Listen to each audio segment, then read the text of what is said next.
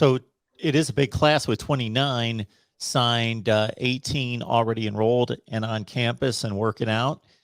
And what was there a particular theme to this class or a particular anything that comes to mind in regards to what Kirby was going after, what the coaching staff was going after? Was there a certain focus on certain areas of the country that might have been a little bit different than in the past, or certain positions that needed to be supplemented?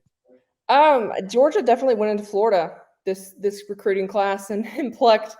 They plucked 5-star Marvin Jones Jr. out of Florida, Jaheim Singletary, a 5-star corner out of Florida.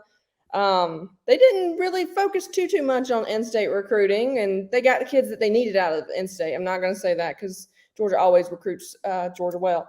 But Florida was definitely a state that I felt like they got a good chunk of their top 10 players instead of them staying in the state of Florida, which was huge. And then the biggest emphasis, in my opinion, for this class was defensive linemen and defensive backs. Georgia, in my opinion, Georgia probably signed the best defensive back class in a long time.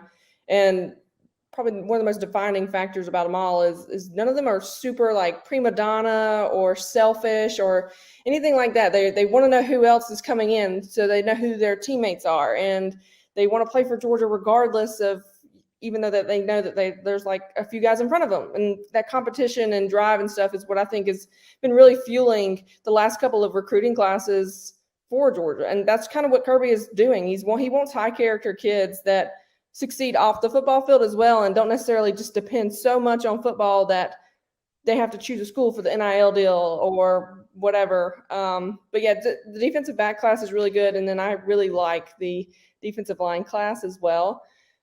Christian Miller, Bear Alexander, Darius Smith, who signed yesterday, 6'6", 240, 250.